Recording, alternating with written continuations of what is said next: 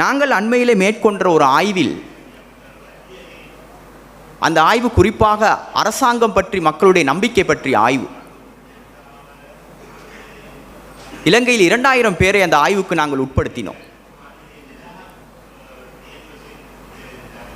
அந்த ஆய்வில் நாங்கள் கண்டுபிடித்த முக்கியமான விடயம், இலங்கை மக்களில் 20% மக்களே பாராளுமன்றத்தை நம்புகின்றார்கள். இது மிகவும் ஆபத்தான ஒரு நிலைமை.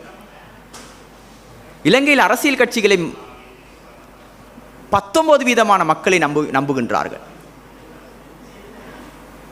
இது இன்னொரு பக்கம் ஒரு ஆபத்தான ஒரு நிலைமை. ஆகவே அரசியல்வாதிகளை மக்கள் நம்புவதற்கு தயாரில்லை. அரசியல்வாதிகள் மக்களிடம் எதிர்பார்த்த விடயங்கள் எதுவுமே நடக்கவில்லை. ஆகவே பிரேம்துவ ஜனநாயகத்தின் மீது பாரிய ஒரு நெருக்கடியை நாங்கள் இலங்கையில்